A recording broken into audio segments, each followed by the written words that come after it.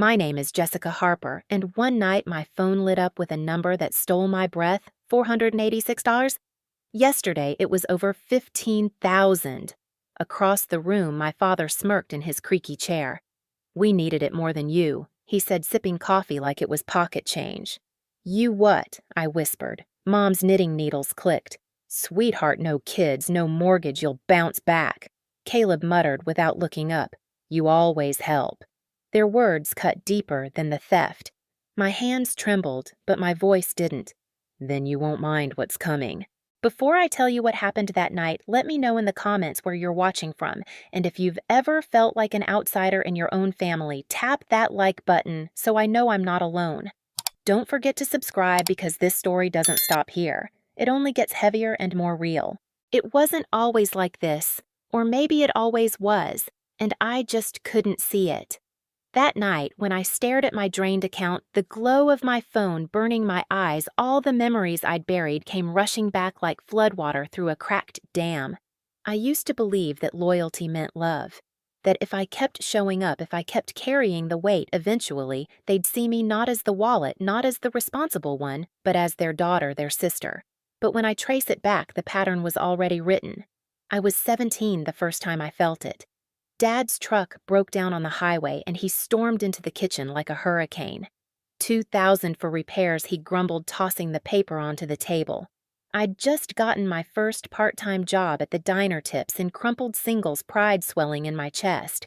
I offered half my savings without thinking. He clapped my shoulder, muttered, "Knew you'd step up." But he never paid me back. I told myself it was temporary. That family looked out for family. When I left for college, I skipped the dorm meal plan to save money. I stocked my shelves with instant noodles and peanut butter, eating quietly while my roommates laughed about late-night pizza runs. I sent half my work-study paycheck back home for Mom's overdue water bill. She cried on the phone, thanking me, her voice sticky with guilt and relief. "You're the only one I can count on," she whispered. Those words were a crown and a chain at the same time. By 21, I had 3 part-time jobs: library assistant, cashier at the grocery store, and weekends at Rosie's Diner. Uncle Tom used to slide me free pie at the counter, his voice low as he stirred his burnt coffee. "Kid, they'll bleed you dry if you let 'em. You gotta set lines." I laughed back then, too young, too naive. "They're my family, Tom. They'd do the same for me." His eyes softened sad in a way I didn't understand until years later. That's what I used to think. I should have listened. When Caleb got his first credit card, he maxed it out in 3 months' concert tickets, fast food, video games stacked on his shelf. He came to me pale-faced, asking for help. "Just this once, Jess." I paid it off, telling myself it would teach him responsibility. A year later, it was another card. Then another. By then, the words "just this once" had become a family tradition. Mom needed a new washing machine. Dad wanted to upgrade his tools. Caleb's phone broke. The calls came like clockwork, each one a hook sinking deeper into me. I learned to hear the pauses before their requests, the fake sweetness in their voices. "How's work, sweetheart? You've always been the strong one. We're so proud of you." Compliments coded in need. I lived small so they could live large. Skipped vacations. Wore thrift store coats through Montana winters. Watched coworkers decorate their first apartments while I counted pennies to cover someone else's bills. I told myself it was love, that this was what daughters did, but even love has weight. Every holiday at Rosie's Diner felt like theater. Dad carving turkey at Thanksgiving, asking casually, "You'll cover property tax, right?" Jess' mom smiling like the decision was already made. Caleb pouring another drink, muttering, "You're a lifesaver." And me smiling, weakly nodding while my own rent notice sat unopened in my bag. There were moments I wanted to scream, to slam my fist on the table and say, "No, figure it out yourselves." But then Dad would laugh, that booming laugh. Mom would look tired and fragile. Caleb would roll his eyes and the guilt would swallow me whole. So I stayed quiet. I still remember the cracked photo frame in our hallway. A family picture from years ago, Mom's hand resting on Dad's chest. Caleb's grin too wide, my own smile faint but hopeful. The glass split across my face, a jagged line that no one ever bothered to replace. That frame was like me, still standing, still holding everyone else up, even if I was already fractured. By 27, I was paying their property taxes in full. My coworkers joked about weekend trips, and I nodded along knowing my paycheck had already vanished before it hit my account. I convinced myself this was duty, that maybe I was built for sacrifice, but that belief had a cost. I stopped buying birthday cakes for myself, stopped answering calls from friends because I couldn't afford nights out. I wore shoes until the soles peeled, convincing myself I didn't need more. Every compromise became another brick in the wall around me. And still, every time the phone rang, I answered. Jess, can you cover the light bill? Jess, Caleb's car got towed. Jess, just until next month. Each request chipped away at me, but I told myself they'd stop one day. That one day they'd see what I had given, but families like mine don't stop. They learn. They grow bolder. They don't thank you, they assume you. That's why the night I saw 15,000 gone wasn't just theft. It was the final proof that they never saw me at all, that to them I wasn't a daughter. I was an account. And I knew finally Uncle Tom had been right. The night it happened, I walked out of my parents' living room with my phone burning in my hand like a live coal.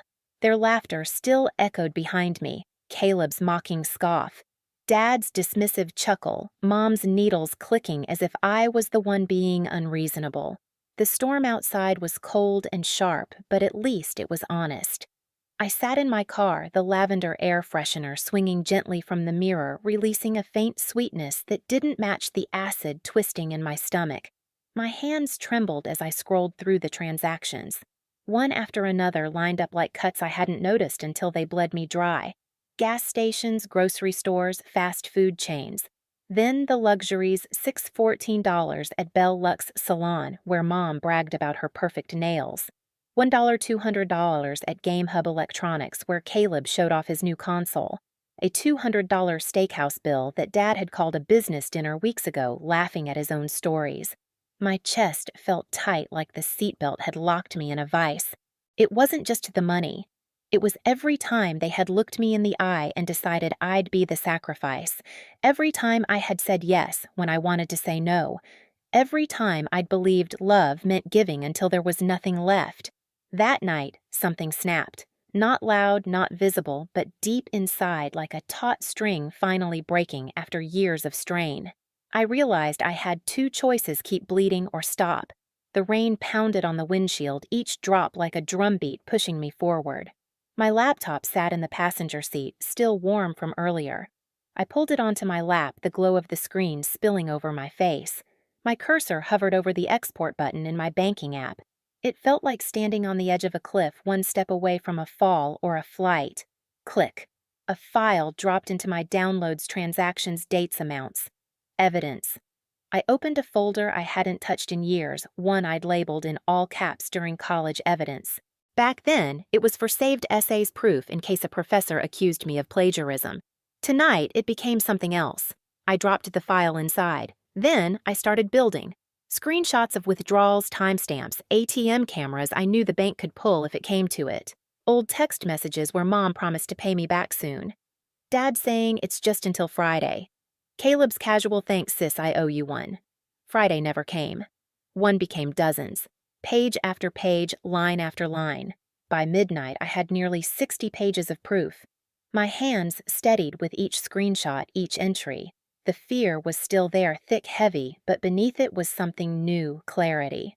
I remembered last Thanksgiving at Rosie's diner, Dad carving turkey like a king, the knife gleaming under the yellow diner lights. He asked, "You'll cover property taxes, right, Jess, as if it were dessert on the menu." Mom smiled like it was already decided. Caleb raised his glass, muttering, "You're a lifesaver." And me, I nodded, pretending the lump in my throat was just stuffing gone wrong. That memory burned into me as I typed descriptions into the spreadsheet. I wasn't just making a file. I was building a voice I'd never had at that table. At some point, my reflection in the laptop screen caught my eye, dark circles underlining tired eyes, lips pressed thin. I didn't recognize myself. But maybe that was the point. The Jessica they knew was gone. This version of me wasn't going to shrug and smooth things over. I backed up the file to the cloud, then copied it onto a USB drive I tucked into my glove compartment, the plastic small but solid in my palm. A secret weight, a lifeline. The rain eased, leaving streaks on the glass like veins. My chest loosened a little enough for me to breathe. I took a sip from the cold coffee in my travel mug. Bitter grounding. That's when I called Diane. She answered groggily, her lawyer's voice slipping into concern as she heard the edge in mine. Jess. What's wrong? I told her. Not everything. Not the years of slow suffocation, but enough. Enough for her to know this wasn't just family drama. This was theft. She listened without interrupting, her silence heavy but supportive. When I finished, she exhaled slowly. I'm giving you the number of Detective Allison Reed. She's in financial crimes. She'll take you seriously. Family cases are messy, I whispered, my throat raw. They are, Diane agreed. But messy doesn't mean you have to stay silent. Her words wrapped around me like a blanket, rough but warming. After I hung up, I stared out the windshield. The storm had passed, leaving the Montana night sharp and clear. The neon sign from Rosie's Diner glowed faintly in the distance, buzzing like it always had. I remembered Uncle Tom's voice again, softer this time, almost kind. They'll bleed you dry if you let 'em. He'd been right all along. I leaned back against the seat, the lavender scent filling my lungs. For the first time in years, I didn't feel like their safety net. I felt like someone about to cut the rope. I didn't know exactly how the days ahead would unfold. Police reports, accusations, tears, shouting. But I knew one thing with bone-deep certainty: I wasn't walking back into that house to play the role they'd written for me.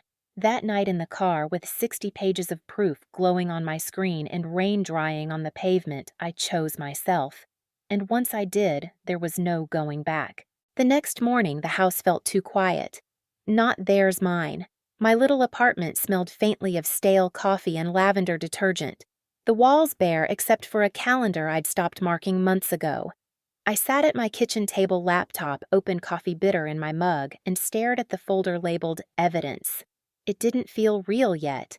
I half expected my phone to ring, Mom's voice chirping through the line, pretending nothing had happened, asking me to grab groceries or cover some overdue bill. I almost wanted her to call because the silence was worse. But when my phone finally did buzz, it wasn't her. It was Diane. "Did you sleep?" she asked. A little I lied. She didn't push. Instead, she gave me the direct number for Detective Allison Reed, warning me that family theft cases were tricky. They'll try to spin it as shared resources, emotional blackmail. You have to be ready. I was ready, or at least I had to be. When I called Detective Reed, her voice was steady, professional, but not cold. I explained what happened, stumbling at first, then steadier as I pulled up the spreadsheet on my laptop. It's not just one withdrawal, I said. It's years, thousands. I have screenshots, text messages, receipts. Good, she replied. Documentation makes a difference.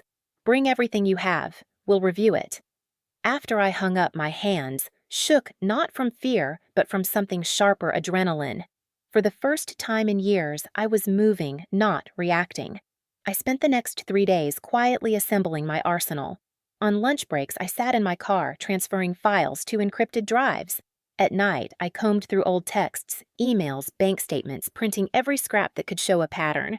A web of their dependence spun tighter than I had realized. Mom's, just until payday messages, Caleb's bragging about electronics he couldn't afford, Dad's casual assumptions that my paycheck belonged to him as much as it did to me. I labeled each page, highlighted dates, built a timeline that stretched back nearly a decade. The stack grew until it filled a binder thick enough to snap shut like a judge's gavel. And I didn't tell a soul. When Mom called, I let it go to voicemail. Her voice was sugar-sweet but strained. "Sweetheart, don't be upset. We're family. Come by for dinner, we'll talk it through." Dinner meant manipulation. Talking meant twisting. I didn't reply. Caleb texted once, "Don't be dramatic. It was just some withdrawals." I muted him too. Dad didn't bother pretending. His voicemail was gruff-clipped. "We'll handle this as a family. Don't you dare make it bigger than it is." But bigger was exactly what I was making it. Quietly. Carefully. At work, no one knew. I smiled through meetings, typed emails, nodded when coworkers joked about happy hour. They didn't see the folder in my bag, the weight of 10 years of betrayal pressed against my hip. They didn't hear the mantra in my head, "Not anymore. Not again." On the fourth day, I drove to the station to meet Detective Reed. The building was squat and gray, fluorescent lights buzzing overhead. She met me in a small office walls lined with file cabinets, a desk stacked with folders. She looked like someone who'd seen it all but still listened, really listened. I slid the binder across the desk. It's all there. Transactions, texts, screenshots. She flipped through her brow, furrowing. You've done more work than half my cases. This isn't the first time, I said quietly. It's just the first time I'm not ignoring it. She nodded, her eyes sharp. We'll open a file. It won't be fast, but it will move. If they contact you, don't engage. Let us know. Walking out of the station, the Montana air felt thinner, sharper, like a weight had lifted. For the first time, I wasn't just their daughter. I was my own witness. That night, I locked the binder in my closet and sat on the couch staring at the cracked photo frame I'd taken from their house years ago. The glass still split across my face, but instead of sadness, I felt something else resolve. They could try to shatter me, but I had the proof. The calls kept coming over the next week. Mom's voice teetered between guilt and blame. We only took because we trusted you. Why are you doing this? Dad's tone was sharper, angrier. You'll regret this. Blood is blood. Caleb was mocking, then panicked, then silent. I didn't answer. I let the silence grow. In that silence, I began to hear myself. I stopped checking my phone every hour. I made real meals instead of living off instant noodles. I walked to the diner one evening, sat at Uncle Tom's old booth, and ordered coffee. The waitress didn't know me, but the seat felt familiar. I imagined him sitting across from me, shaking his head with that sad, knowing smile. You were right, I whispered, staring at the chipped edge of the table. I should have listened. The door jingled as customers came and went. No one knew I was plotting building reclaiming, and that secrecy gave me strength, because the truth was they thought I'd fold. They thought I'd show up, cry, forgive, and pay again. But this time, the quiet was my weapon. They couldn't fight what they couldn't see, and by the time they realized, it would already be too late. The silence didn't last. It never does with people like them. By the end of the week, Mom's calls multiplied, her voicemails laced with a trembling sweetness that didn't fool me anymore. Sweetheart, let's clear the air. Just us. No lawyers, no police. You don't want to ruin your own family's name, do you? Her voice was soft, but every word was a hook. Clear the air meant erase the evidence. Family name meant their reputation, never mine. I listened once, then deleted the message. The next day, Dad tried his version of diplomacy, his voice low, calculated. Jess, you're making this bigger than it is. We borrowed a little. We'll pay you back. I could almost see his smirk through the phone, but when I asked for a timeline for numbers, the silence stretched until he hung up. He never had answers, just entitlement. Caleb was worse. Texts pinged at midnight. You always help, so what's the difference now? Followed by hope your happy mom's crying. Then angrier. You're really going to sick cops on us over a few bills. You're sick, sick. That word stung, but not the way he meant. I'd spent years believing I was sick for resenting them, for feeling used. But maybe the sickness was theirs, the greed, the casual cruelty of calling theft help. 2 days later, Mom invited me over. Her voice wavered like she was planning a funeral. Please, Jessica, come sit with us. We'll talk. No more fighting. I went. Not to reconcile, but to watch them squirm. The house looked the same as always. Dad's chair by the window, Caleb sprawled on the couch, Mom's knitting basket by her side. But the air was heavier, like they all knew the storm was gathering. Well, look who showed up, Caleb said, smirking as if this was a game. His phone glowed in his hand, always his shield. Mom fussed with silverware at the table that had no food on it. Sit, sweetheart. Let's just talk. I stayed standing. Let's get this over with.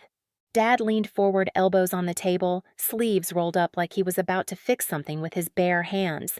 Jess, we know you're upset, but we were struggling. We had no choice. I let out a breath that tasted like rust. You had choices. You just chose my account instead of your own wallets. Caleb's smirk faltered. Don't act like we're criminals. It's family money. You'll be fine. I reached into my bag and pulled out a single sheet, just one page from the binder. I laid it on the table. $1,200 at GameHub Electronics. 2 weeks before Christmas. Caleb, you posted your new console on Instagram that same night. His face flushed, ears red.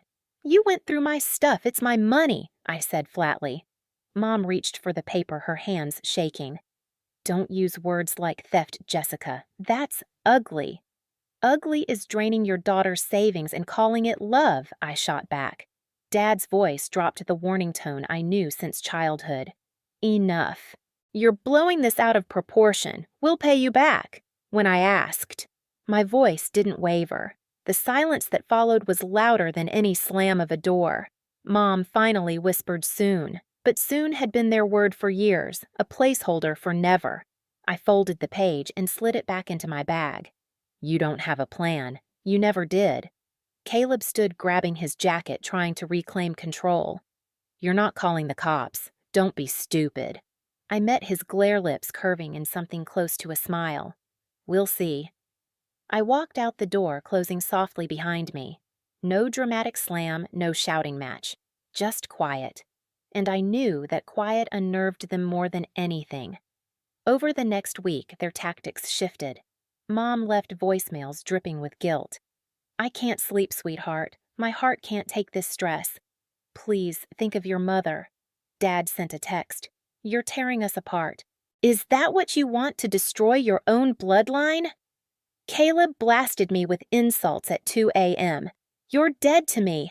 Don't ever call me family again. But beneath the rage, I sensed their fear. They were losing their grip, their free lifeline, and they didn't know how to survive without me. And that was the shift I clung to. For years, I had been the one afraid of their disappointment, their silence, their anger. Now, they were afraid of me, or rather of what I carried, the truth.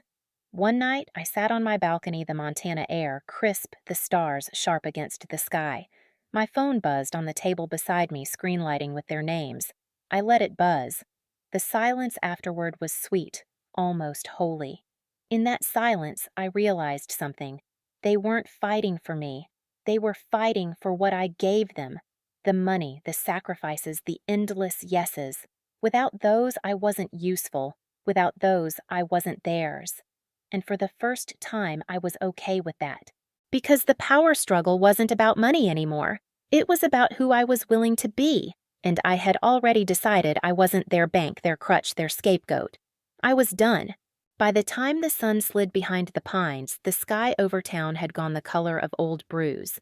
I parked at the curb outside my parents' house and sat for a breath with the engine off, hands folded over the binder in my lap. For years, I'd arrived here carrying groceries, birthday gifts, cash we'd all pretend was borrowing. Tonight, I brought only paper and a spine that finally felt like it belonged to me. Inside the living room looked staged Dad at the head of the table in his flannel, Caleb slouched in the corner, Mom fussing with napkins that didn't match the dishes. No food, no coffee. Just a performance waiting for its audience. Well, Caleb drawled, phone in hand like a weapon. Look who decided not to ghost us. I set my bag down with care, the zippers hum louder than anyone's breathing. Let's talk numbers. Dad snorted. You're not doing this. But I already was. I slid 3 stapled spreadsheets onto the table, each page a map of where I'd disappeared. $1, $200 at GameHub Electronics, $614 at Bell Lux Salon, 4 cash withdrawals of $300 in a week, a $200 steakhouse dinner you called Business and Dad. I tapped the dates, all without my permission. Mom's fingers hovered over the columns like she could smooth them into something gentler. Jessica, we told you there were bills, things we needed. Needed, I repeated softly the word, a stone. You needed my silence. Dad leaned forward, voice low and dangerous. You think some papers make this criminal. We're family. I met his eyes and for the first time in my life didn't flinch. Detective Reed has copies. There's an open case. Caleb laughed too loud. You're bluffing. 3 hard knocks bit into the door frame. The sound ran through the house like a fault line. Mom jumped. Dad's jaw locked. Caleb's laugh died in his throat. Financial Crimes Unit, a woman's voice called. Open up! I stepped aside as Dad hesitated, then yanked the door open. Detective Allison Reed entered with 2 officers, badge clipped to her jacket hair, pulled back no extra expression. She looked at me then at the table. Jessica, that's me. Thank you for your cooperation, she said and turned to my parents. We're here to ask questions regarding reported unauthorized withdrawals in excess of $15,000. Mom pressed a hand to her chest. You can't be serious. She's our daughter. Family doesn't make theft legal, Detective Reed said evenly. The room shrank to the beat of my own pulse. Papers rustled. The officers fanned through the stack, asked calm questions, marked lines with sticky flags. Dad's red crept up his neck as if anger could tint the truth another color. Caleb paced, muttering, then stopped when the taller officer asked for his phone. Voluntary for now, the officer said, but we'll subpoena records if necessary. You can't, Caleb started, then swallowed whatever came next. Mom focused on me, eyes bright, voice trembling in that controlled way I knew too well. Sweetheart, if we lose the house, if your father... You were comfortable, I said quietly. Not desperate. You were comfortable with me paying for your comfort. Dad slammed his palm on the table, the old intimidation tactic cracking the quiet like a firecracker. Enough. You are humiliating us. I'm refusing to pretend I answered. That's different. Detective Reed didn't raise her voice. She didn't need to. She explained what excessive unauthorized withdrawals meant in this county, what constitutes consent, how patterns matter in a DA's eyes.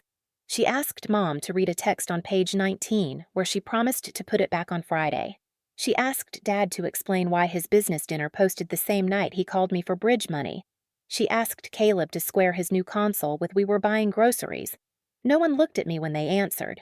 That felt like its own small justice. When the taller officer began reading rights, the room turned hollow. The grandfather clock in the hallway ticked like a hammer striking glass. Mom sagged into a chair. Dad stared at the tablecloth as if a different pattern might arrive if he glared hard enough. Caleb pressed his lips into a thin line, eyes bouncing between the door and his shoes. Detective Reed gathered copies and slid them into a manila envelope. We're not making arrests tonight, she said. This is an evidence collection and formal interview notice. Counsel up. We'll be in touch. Relief and disappointment tangled in my chest in a knot I didn't expect. I hadn't come for handcuffs. I'd come for a line in the sand that everyone could finally see. As they wrapped up, Mom reached across the table for my hand. Her fingers trembled. We didn't mean to hurt you. We thought you could handle it. You're the strong one. For a heartbeat, I saw every Thanksgiving, every whispered just this once, every time I smiled with a rent notice in my bag. I pulled my hand back like from a hot stove. Strength isn't letting you bleed me dry. It's stopping the cut. Detective Reed nodded once at me on her way out. We'll update you, she said. Not a promise, but a path. After the door shut and their footsteps faded down the porch, the house felt smaller, stripped of its illusions. The cracked photo frame on their hallway shelf caught a sliver of light. That jagged line across my face used to make me sad. Tonight, it looked like a seam where something breaks and something else begins. Dad spoke without looking up. You'll regret this. The words landed dull, like nails tossed in a drawer. I already regret the years I didn't do it, I said, and picked up my bag. On the porch, the night air knifed clean into my lungs. Across the street, someone's wind chimes clinked out a thin, uncertain melody. I stood there long enough for my eyes to adjust, for the outline of the pines to firm against the sky. Inside, muffled voices rose and fell, but they no longer reached me. When my phone buzzed in the car, voicemails piling like snowdrifts, I let it hum. The screen lit my hands, Dad's name, then Mom's, then Caleb's. I watched them pass without tapping play. The quiet that followed felt like a door softly finally closing. Driving away, I passed Rosie's diner. The neon flickered in its usual blue-pink stutter. I pulled into the lot and sat in Uncle Tom's old space engine, ticking palms flat on the wheel. I could almost hear him stir his coffee, that rasping voice. "Set lines, kid," I whispered into the steering column. "They're set." The words echoed back in the small cabin of my car, not as victory, but as fact. When I got home, I took the cracked family photo from my closet and set it on my kitchen counter. The split ran like lightning across 17-year-old me. I traced it with a fingertip, then slid the picture out and placed it in a new frame I'd bought last spring and never used. The glass lay smooth over my face. The seam didn't vanish, it just stopped being the only thing I could see. On a scrap of paper, I wrote a letter I wouldn't send. "I'm not your bank, your fallback, your resource. I'm not your proof that you're good parents because you raised a responsible daughter. I'm a person, and I belong to myself." I folded it once and tucked it behind the photo, a small private covenant. In the stillness of my apartment, the echo I'd feared, the one that used to pull me back to their door, finally changed shape. It wasn't their hunger calling my name. It was my own voice, steady and ordinary, asking simple questions. "Do you want coffee? A walk tomorrow? A new pair of shoes that won't leak in the snow?" I answered yes. No fireworks, no confetti. Just the relentless quiet of a life that no longer owed anyone its oxygen. And that at last sounded like peace. The days after the confrontation blurred into a strange rhythm. My phone never stopped buzzing, missed calls, voicemails, long texts that swung between guilt and rage. I let them pile up like snow on a road I no longer traveled.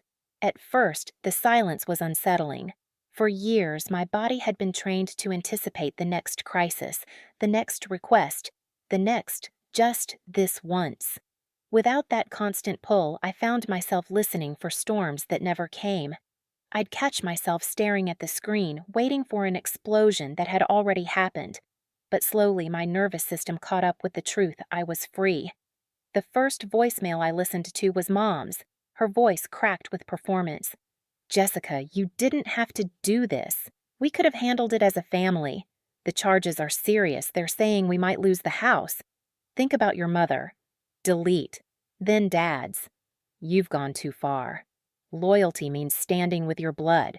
You're humiliating us. What will the neighbors say?" Delete. Then Caleb's. Bitter, resentful. "Hope you're happy. My accounts are frozen. Work is breathing down my neck. Mom can't stop crying over a few payments." A few payments. $15,000. Delete. But not all messages came from them. 3 days later, my cousin Natalie texted someone I hadn't spoken to in years since she'd distanced herself from the chaos. "I know we haven't talked, but you were right about them. I used to think you were cold. Now I think you're brave. I couldn't have done it. Brave." No one in my family had ever used that word for me. For the first time, I didn't feel like the outsider. I felt like someone who had drawn a line and someone else had seen it clearly. Weeks passed. Detective Reed updated me periodically, evidence-logged interviews, scheduled accounts reviewed. Nothing moved quickly, but progress whispered in slow increments. Caleb lost his job under internal investigation. Mom sold jewelry and furniture to cover legal fees. Dad ranted to anyone who would listen, but fewer and fewer listened. I didn't feel triumph. I didn't want revenge. What I felt was air in my lungs I hadn't realized was missing. I started cooking real meals, music playing in my kitchen without calculating their bills. I bought myself a coat that didn't leak in the snow. I went for walks without checking my phone every block. The ordinary became extraordinary in its quietness. Then, one morning, an envelope arrived in my mailbox. No return address. Inside was a check for $1,000 and a handwritten note in slanted blue ink. "Jessica, I left them. You were right. Watching you stand up gave me courage. This is for the rent, groceries, school fees you covered when no one else would. It's not enough, but it's something. Thank you." Natalie, I read it twice, not because of the money, but because for once someone saw me not as a bank, but as a person. I tucked the note into the back of the frame that now held the family photo, not as a reminder of pain, but of a seed proof that even in fractured families, truth could ripple outward. 3 months later, Detective Reed called with the final update. The case had moved forward. Court dates loomed. My father scrambled for a lawyer who would work cheap. My mother cried in every interview. Caleb blamed everyone but himself. "Are you okay?" Detective Reed asked at the end of the call, her voice steady but kind. I looked out at the Montana sky, wide and endless sunlight catching on pine needles like fireflies. "Yeah," I said. "I am." That night, I sat with a pen and a notebook. I wrote a letter I'd never send. "I'm not your ATM. I'm not your scapegoat. I'm not the proof you hold up to excuse your own failures. I am not your safety net. I'm done. I'm whole without you." I folded the letter, tucked it next to Natalie's note, and closed the notebook. The weight of it felt like closure, not the loud kind, but the kind you carry quietly in your chest. Peace wasn't fireworks. It wasn't them begging at my door or me slamming it shut. Peace was sipping coffee on a balcony and realizing 24 hours had passed without anyone asking me for anything. It was knowing my strength wasn't measured by how much I could give, but by when I chose to stop. For the first time in my life, my name felt like mine. Jessica Harper. Not the responsible one. Not the bank. Just Jessica. And if you've ever stood in that role, if you've ever been the one holding everyone else together while no one held you, then you know how heavy it is. And maybe you know how freeing it can be to finally set it down. If this story hit you deep, don't carry it alone. Share your thoughts in the comments. I read them, and your story matters. Hit that like button if you've ever felt the weight of family betrayal and subscribe, because the next story will make you feel seen in ways you never expected. Sometimes the quietest victories are the ones that change everything.